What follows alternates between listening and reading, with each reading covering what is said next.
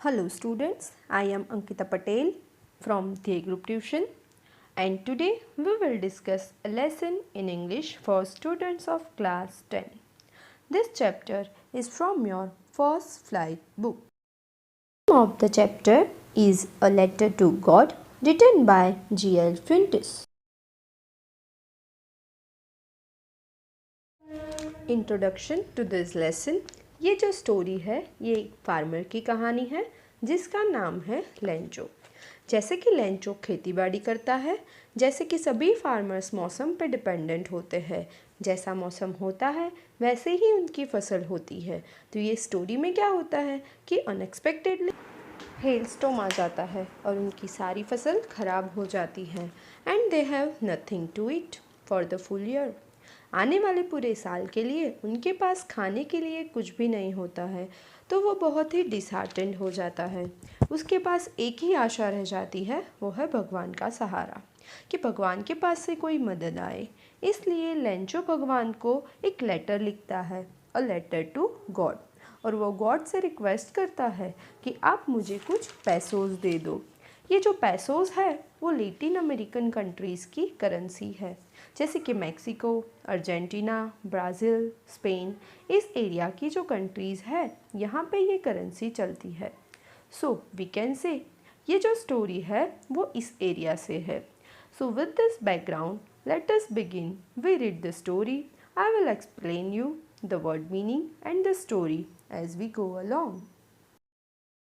The house, the only one in the entire valley, sat on the crest of a low hill. Here, the crest means top of the hill. पूरे valley में सिर्फ ये एक ही ऐसा घर था जो टेकरी के ऊपर आया हुआ था.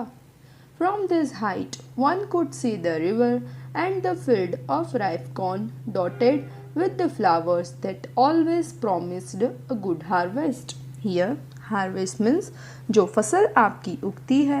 वो कह रहे हैं कि इतनी हाइट पर जो घर था उससे बहती हुई नदी क्लियरली दिखती थी, और जो कॉर्न की मतलब कि मकाई की जो फसल लगी हुई थी वो भी बहुत अच्छे से दिखती थी। ये फसल पे छोटे छोटे फूल भी आ रहे थे, जिससे ये पता चलता था कि इस साल फसल बहुत अच्छी होने वाली है। The only thing the earth needed was a downpour, or at least a shower. Here, downpour means heavy rainfall and shower means mild rain. तो एक ही चीज़ की ज़रूरत थी, वो है बारिश। तो अगर अच्छे से बारिश हो जाती तो बहुत ही अच्छा था, नहीं तो हल्की सी बारिश तो होनी ही चाहिए थी। Through out the morning, Lencho, who knew his fields intimately, had done nothing else but see the sky towards the northeast. Here, intimately means closely. अब ये जो किसान है लेंचो, जैसे कि मैंने इंट्रोडक्शन में आपको बताया था कि इसकी फसल कैसी होगी, that totally depends upon the weather. इसलिए वो बहुत ही डेस्परेट है कि बारिश गिरे, और बारिश के लिए वो आसमान की तरफ देख रहा था, नॉर्थ से ईस्ट डायरेक्शन की तरफ, क्योंकि जो बारिश आएगी वो नॉर्थ ईस्टर्न हवा की वजह से आएगी, तो इसलिए वो उस डायरेक्शन में देख रहा था, ये अंदाज़ा लगाने के लिए कि बारिश होगी या नहीं। Now we are really going to get some water, woman. The woman who was preparing the supper replied, yes God willing. तो यहाँ पे एक वुमन, शायद उसकी वाइफ ही हो सकती है, तो उसको ये बताता है कि अब शायद बारिश होगी। तो वो वुमन भी जो सपर प्रिपेयर कर रही है, here supper means dinner, replied कि हाँ अगर भगवान की इच्छा हुई तो बारिश ज़रूर होगी। यहाँ पे एक किसान के हिसाब से वो भगवान पे इतना ज़्यादा विश्वास रख रहे हैं, इतने ज़्यादा डिपेंडेंट है भगवान पे कि सारी ही बात में वो भगवान से प्रार्थना करते हैं।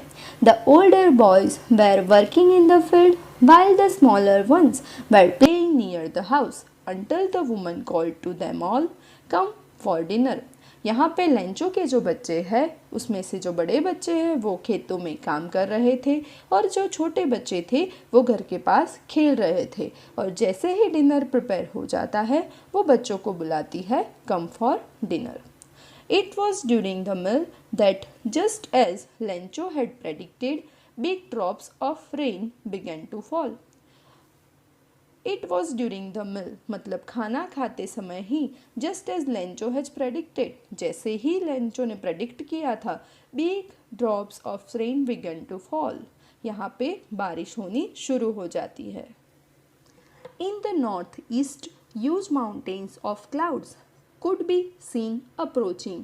यहाँ पे नॉर्थ ईस्ट माउंटेन से बड़े बड़े बादल यहाँ पे विलेज की तरफ आते दिख रहे हैं और ये बड़े बड़े बादल बारिश ला रहे हैं. The air was fresh and sweet. अब हम सोच सकते हैं कि जब बारिश आती है तो धरती से बहुत ही मीठी मीठी ताज़ी ताज़ी सी खुशबू आने लगती है. The man went out for no other reason than to have the pleasure of feeling the rain on his body. अब यहाँ पे लेंचो जो बहुत ही देर से बारिश की राह देख रहा था, वो अपनी खुशी जाहिर करने के लिए डिनर को फटाफट से ख़त्म करके अपनी खुशी को बताने के लिए वो बाहर चला जाता है. And when he return he exclaim, और जैसे ही वो ये खुशी को फील करके घर में आता है, वो बताता है, this aren't rain drops falling from the sky. ये स्काई से, आसमान से बारिश की बूंदें नहीं गिर रही, ये तो बड़े बड़े पैसों के सिक्के हैं. The big drops are 10 cent pieces and the little ones are 5. जो बड़े बड़े सिक्के हैं वो 10 पैसों के सिक्के हैं एंड जो छोटे सिक्के हैं वो 5 पैसों के सिक्के हैं. यहाँ पे लेंचो बारिश की बूंदों को कॉइन से क्यों कंपेयर कर रहा है? क्योंकि जब इनकी फसल अच्छे से उग जाएगी तब ये लोग ये फसल जब बेचेंगे तब उसके बदले में उनको पैसे मिलेंगे. और इससे हमें ये भी पता चलता है कि लेंचो कितना ज़्यादा खुश है. और हम ये भी देख सकते हैं कि फार्मर्स की लाइफ वेदर पे कितनी ज़्यादा डिपेंडेंट होती है. The satisfied expression, he regarded the field of ripe corn with its flowers draped in a curtain of rain. Here draped means covered with a cloth, मतलब किसी चीज़ से ढका हुआ. तो यहाँ पे लेंचो बारिश गिरने की वजह से इतना ज़्यादा सेटिस्फाइड है कि उसकी जो फसल है जो अभी पक चुकी है उसको बहुत ही ज़्यादा बारिश मिली है जो अभी बहुत अच्छे से होने वाली है. But suddenly a strong wind began to blow and along with the rain very large hailstones began to fall. तो अभी तक तो बहुत अच्छी बारिश हो रही थी लेकिन अचानक से बहुत ही स्ट्रॉन्ग विंड, तो तूफानी हवा चलने लगी. And along with the rain very large hailstones began to fall. तो यहाँ पे hailstone means if you know what are the hailstones then you know what they are. But if you don't know then I will tell you. Here hailstone means बर्फ़ के छोटे छोटे ओले जो मोतियों के जैसे होते हैं और वो बहुत ही ज़ोर से ज़मीन के ऊपर गिरते हैं. It truly did resemble new silver coins, जो बिल्कुल कैसे लगते हैं, सिल्वर कॉइन्स की तरह. The boys exposing themselves to the rain ran out to collect the frozen pearls. तो ये जो छोटे छोटे मोतियों जैसे फ्रोज़न पल्स होते हैं, जो बर्फ़ के ओले होते हैं, ये इकट्ठा करने में बच्चों को बहुत ज़्यादा मज़ा आता है. तो यहाँ पे लेंचो के जो बच्चे हैं वो अपनी खुशी जाहिर करने के लिए घर से बाहर निकल गए और फ्रोज़न पल्स को इकट्ठा करने लगे. It's really getting bad now, exclaimed the man. बच्चे तो बहुत खुश थे लेकिन अब लेंचो कुछ अलग ही सोच में पड़ा हुआ था कि बारिश हो रही थी तब तक तो बात ठीक थी लेकिन ये जो हेलस्टॉर्म हो रहे हैं ये तो बहुत ही गलत हुआ. I hope it passes quickly. तो वो कहता है कि मैं आशा करता हूँ कि ये बहुत ही जल्दी स्टॉप हो जाए. It did not pass quickly. लेकिन जो वो सोच रहा था उससे बिल्कुल अपोजिट बात ही हुई कि बिल्कुल 1 घंटे तक ये हेलस्टॉर्म तो रुकी ही नहीं. For an hour, the hail rained on the house, the garden, the hillside, the cornfield and the whole valley. पूरे 1 घंटे तक घरों पर, गार्डन पर, हिल साइड पर, कॉर्नफील्ड पर और पूरी ही वैली में ये बर्फ़ के ओले गिरते ही रहे. The field was white as if covered with the salt. Field तो ऐसे वाइट दिखने लगे जैसे कि नमक की चादर ढकी हुई हो. Not a leaf remained on the trees. एक भी पत्ता पेड़ों पर नहीं बचा था. The corn was totally destroy, और उसकी जो कॉर्न की जो फसल थी वो बिल्कुल ही डिस्ट्रॉय हो चुकी थी। The flowers were gone from the plants, और फ्लावर्स जिससे ये आशा थी कि इस साल फसल बहुत अच्छी होने वाली है, वो भी प्लांट से जा चुके थे। लेंचो's soul was filled with sadness, और ये सब कुछ देख के लेंचो बहुत ही दुखी हो जाता है। When the storm had passed, he stood in the middle of the fields and said to his son, जब ये स्टॉर्म उसके खेतों से पास हो जाता है तो लेंचो फील्ड के बिल्कुल बीचों बीच खड़े होते हुए अपने बच्चों से कहता है, A plague of locusts would have left more than this. Here, locusts means insects which fly in a big group and destroy the crops. ऐसे बड़े बड़े स्वॉम्स होते हैं जो पूरे क्रॉप को ख़त्म कर देते हैं। तो ये जो हेल स्टोन है उसने तो लोकास्टस से भी ज़्यादा उसके क्रॉप को डिस्ट्रॉय किया है।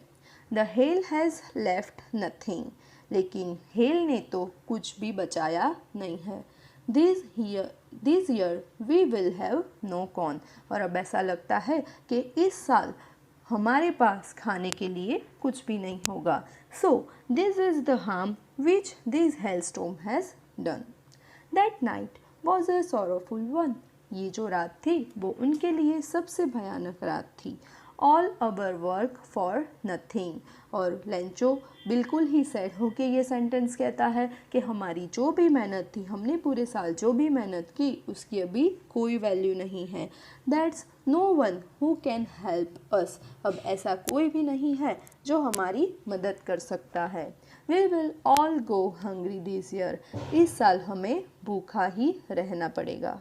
But in the hearts of all who lived in that solitary house in the middle of the valley, there was a single hope, help from God. Here solitary means single. हमने starting में ही ये देखा था कि पूरी valley में एक बड़ी सी ऊंची सी हिल पर ये एक ही अकेला घर था। तो इस घर में रहने वाले सारे सदस्यों के दिल में अब भी एक होप थी। वो होप क्या थी? हेल्प फ्रॉम गॉड, भगवान से मदद। Don't be so upset even though this seems like a total loss, remember no one dies of hunger. Now Lencho is being positive, वो बहुत ही पॉजिटिवली बात करता है और कहता है कि इतना दुखी मत हो, कोई भी भूख से मरता नहीं है। और वो भगवान पे एक भरोसा दिखाता है कि भगवान ऊपर से देख रहे हैं कि हम दुखी हैं, मुश्किल में हैं, और वो हमारी मदद ज़रूर करेंगे। So Lencho has faith in God, that's what they say, no one dies of hunger. All through the night Lencho thought only of his one hope, the help of God, whose eyes, as he had been instructed, see everything, even what is deep in one's conscience. Conscience means here inner sense of right and wrong. यहाँ पे Lencho पूरी रात बस एक ही बात के बारे में सोचता है, वो है भगवान से मदद। वो ये जानता था, उसे बचपन से ही ये बात पता थी कि भगवान सब कुछ जानते हैं। हमारी कॉन्शियंस, हमारी अंदर की बात, हमारे सारे ही सोच विचार, वो सब कुछ ही जानते हैं। Lencho was an ox of a man working like an animal in the fields. Lencho was an ox of a man means बहुत ही हार्ड वर्किंग। तो लेंचो इतना ज़्यादा हार्ड वर्किंग था कि वो बिल्कुल जानवरों की तरह खेतों में काम करता रहता था। But still he knew how to write, लेकिन वो पढ़ना लिखना भी जानता था। The following Sunday at daybreak he began to write a letter which he himself would carry to town and place in the mail. तो दूसरी ही सुबह उसने भगवान को एक चिट्ठी लिखी, एक लेटर लिखा और उसने खुद ही जाके टाउन में उसको मेल करने का सोचा। It was nothing less than a letter to God. God, he wrote, if you don't help me, my family and I will go hungry this year. उसने लेटर में लिखा कि भगवान, अगर आपने मुझे मदद नहीं की तो मेरी फैमिली और मैं इस साल भूखे ही रह जाएंगे। I need 100 pesos in order to sow my fields again and to live until the crop comes because the hailstone and so on. I need 100 pesos। तो उसने भगवान से क्या मदद मांगी? तो उसने भगवान से 100 pesos, जो लेटिन अमेरिकन कंट्रीज़ की करेंसी है, तो वो 100 pesos उसने मदद में मांगे। किस चीज़ के लिए? तो to sow my field again, hail storms की वजह से जो उसके खेत बिल्कुल ही डिस्ट्रॉय हो चुके थे, उसे फिर से ग्रो करने के लिए और खाना खाने के लिए उसने भगवान से मदद मांगी, क्योंकि हेल स्टॉर्म की वजह से उसे बहुत नुकसान हो चुका था। He wrote to God on the envelope, put the letter inside and still troubled went to the town। उसने एक लेटर लिया, उसको एनवेलप में डाला और एनवेलप पे लिखा टू गॉड और टाउन की तरफ चल दिया। At the post office, he placed a stamp on the letter and dropped it into the mailbox। Post office में पहुंचते ही उसने इस एनवेलप पर स्टैंप लगाया और मेल बॉक्स में उसको डाल दिया। One of the employees who was a postman and also helped at the post office went to his boss laughing heartily and showed him the letter to God। तो post office में एक employ था who was a postman and also helped at the post office. तो ऐसा एक person था जो post office में काम करता था। वो ऐसे लेटर को देख के बहुत ही उसको फ़नी फील हुआ, तो ये लेटर दिखाने के लिए वो अपने बॉस के पास गया कि देखो, किसी आदमी ने पहली बार भगवान के लिए भी लेटर लिखा है। पोस्टमैन के पूरे करियर में उसने ऐसी चिट्ठी ना कभी देखी है, ना कभी ये ऐसे एड्रेस को जाना है कि जो चिट्ठी भगवान को लिखी गई हो और उसे भगवान के पास पहुंचाया हो।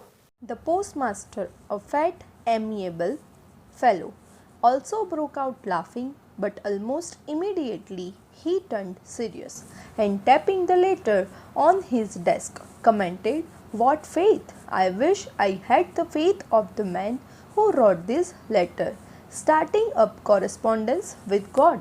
यहाँ पर amiable means having a pleasant और फ्रेंडली मैनर, मतलब कि कोई फ्रेंडली इंसान।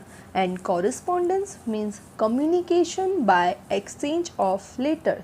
जब आप किसी से लेटर के द्वारा कम्युनिकेट करते हो, बातचीत करते हो, तो उसे कॉरेस्पॉन्डेंस कहा जाता है। तो यहाँ पे पोस्ट मास्टर एक मोटा सा फ्रेंडली इंसान है। तो जब पोस्टमैन उसे एक ऐसा लेटर देने आता है, दिखाने आता है कि वो लेटर किसी भगवान को लिखा गया है, तो ये जानकर पोस्ट मास्टर भी हंस उठता है। लेकिन बाद में अचानक से वो भी सीरियस हो जाता है और कहता है कि यार, इस इंसान में कितना फेथ है, कितना विश्वास है भगवान पर कि वो भगवान के साथ चिट्ठियों द्वारा बात कर रहा है। तो इससे हमें ये पता चलता है कि लेंचो के अंदर भगवान के लिए बहुत ज़्यादा फेथ था। उसे विश्वास था कि भगवान उसकी मदद ज़रूर करेंगे। So in order not to shake the writer's faith in God, the postmaster came up with an idea, answer the letter, but when he opened it, it was evident that to answer it, he needed something more than goodwill, ink and paper। तो यहाँ पर अब postmaster ने सोचा कि इस आदमी का विश्वास हमें बनाए रखना चाहिए, लेंचो का भगवान से विश्वास नहीं उठना चाहिए। तो इसलिए उसने सोचा कि हमें इस चिट्ठी का जवाब देना चाहिए। लेकिन जब उसने एनवेलप खोला तो उसे क्या पता चला? उसे ये पता चला कि अगर वो इस चिट्ठी का जवाब देना चाहता है तो उसके पास गुडविल यानी एक अच्छा सा जेस्चर, इंक और पेपर के अलावा भी कुछ चीज़ होनी चाहिए। तो वो क्या चीज़ थी? वो है 100 pesos, जिसकी डिमांड लेंचो ने लेटर में भगवान से की थी। But he stuck to his resolution. He asked for money from his employees. He himself gave part of his salary, and several friends of his were obliged to give something for an act of charity. Here, resolution means decision. तो postmaster को जब ये realise हुआ कि अगर उसे इस चिट्ठी का जवाब देना है तो उसे 100 pesos भी देने पड़ेंगे, तो भी उसका फैसला बदला नहीं। उसने अपने एम्प्लॉयज़ से, अपने दोस्तों से और ख़ुद भी थोड़े पैसे इकट्ठे करने की सोची और ये सोचा कि ये एक चैरिटी का काम है, हम किसी गरीब की मदद कर रहे हैं और हमें पीछे नहीं हटना चाहिए। जितने ज़्यादा से ज़्यादा पैसे हो सके उतने पैसे इकट्ठे करके भगवान की तरफ से वो लेंचो को देना चाहता था। तो इससे हमें ये पता चलता है कि इस चैप्टर का जो टाइटल है लेटर टू गॉड, तो भगवान के रूप में कोई भी आपकी मदद करने आ सकता है। आप ये सोच रहे हैं कि भगवान आपकी मदद करेंगे, लेकिन धरती पर जो लोग हैं उनमें से ही कोई भगवान का मैसेंजर बन के या तो भगवान का दूत बन के आपकी मदद करता है। और यहाँ पे वो मैसेंजर कौन है? तो ये मोटा सा पोस्टमास्टर, जो ये सोच रहा है कि कहीं ना कहीं से पैसे इकट्ठे करके मैं इस गरीब लेंचो की मदद करूँ ताकि भगवान से इसका विश्वास ख़त्म ना हो। It was impossible for him to gather the 100 pesos, so he was able to send the farmer only a little more than half. Here, little more than half means 100 का हाफ कितना हुआ? 50। तो 50 से थोड़ा सा ज़्यादा उसने इकट्ठा किया था। तो अब पोस्टमास्टर के लिए 100 पेसोस इकट्ठा करना इम्पॉसिबल था, क्योंकि वो भी सैलरीड इंसान है और जो एम्प्लॉयज़ है वो भी सैलरी से जीते हैं, और उसके जो फ्रेंड्स हैं वो भी चैरिटी के लिए इतने ज़्यादा पैसे नहीं दे पा रहे थे। इसलिए पोस्टमास्टर पूरे के पूरे 100 पेसोस इकट्ठा नहीं कर पा रहा था। उसने सिर्फ 50 से थोड़े से ज़्यादा ही पैसे इकट्ठे किए थे। He put the money in an envelope addressed to Lencho and with it a letter containing only a single word as a signature, God. अब पोस्टमास्टर ने पैसे एक एनवेलप में डाले और एक कागज़ लेके उस पे साइन किया गॉड का, और उसे सील करके लेंचो को एड्रेस कर दिया और लेंचो के लिए चिट्ठी तैयार कर दी। The following Sunday Lencho came a bit earlier than usual to ask if there was a letter for him.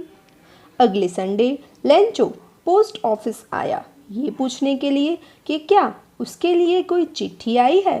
वो टाइम से थोड़ा जल्दी आ गया था क्योंकि उसे ईगरनेस थी। वो ये जानना चाहता था कि क्या हुआ, चिट्ठी भगवान तक पहुंची या नहीं, भगवान का क्या जवाब आया। It was the postman himself who handed the letter to him, while the postmaster, experiencing the contentment of a man who has performed a good deed, looked on from his office. Here, contentment means satisfaction, एक तसल्ली की feeling होना। अब जो postman है जिसने Lencho की चिट्ठी लेटर बॉक्स से निकाली थी, उसी ने ये चिट्ठी लेंचो को दी, और जो पोस्टमास्टर है वो बिल्कुल तसल्ली के साथ देख रहा था। उसे खुशी फील हो रही थी क्योंकि उसने एक अच्छा काम किया था, किसी की मदद की थी। Lencho showed not the slightest surprise on seeing the money. Such was his confidence, but he became angry when he counted the money. God could not have made a mistake, nor could he have denied Lencho what he had requested. अब जब Lencho ने देखा कि envelope में पैसे हैं तो वो बिल्कुल भी हैरान नहीं था। उसे इतना ज़्यादा विश्वास था, इतना ज़्यादा फेथ था भगवान पे कि उसको बिल्कुल हैरानी नहीं हुई कि भगवान ने उसको पैसे भेजे हैं।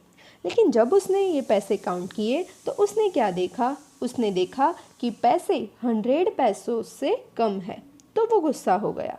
उसे लगा कि जब मैंने भगवान से 100 पैसों मांगे थे तो उन्होंने मुझे कम पैसे क्यों दिए, उन्हें पूरे पैसे देने चाहिए थे। तो इससे क्या पता चलता है कि लेंचो को थोड़ी सी भी मदद मिली तो उससे वो सेटिस्फाइड नहीं है, वो पूरे के पूरे पैसे चाहता है। Immediately Lencho went up to the window to ask for paper and ink. On the public writing table, he started to write with much wrinkling of his brow, caused by the effort he had to make to express his idea. अब Lencho ने क्या किया? वो post office के counter पर गया, उसने paper और पेन मांगा और चिट्ठी लिखना शुरू किया। तो वो फिर से भगवान को एक चिट्ठी लिखता है, और जब वो ये चिट्ठी लिखता है तो उसे सोचना पड़ रहा है कि वो इस चिट्ठी में क्या लिखे, और इसके लिए वो अपनी आईब्रोज को रिंकल कर रहा था और सोच रहा था। When he finished, He went to the window to buy a stamp which he licked and then affixed to the envelope with a blow of his fist. जब उसने लेटर लिख लिया, उसने उसे ये एनवेलप में डाला और स्टैम्प लगा के उसको बंद कर दिया. The letter fell into the mailbox. The postmaster went to open it. It said, God, of the money that I asked for, only 70 pesos reached me.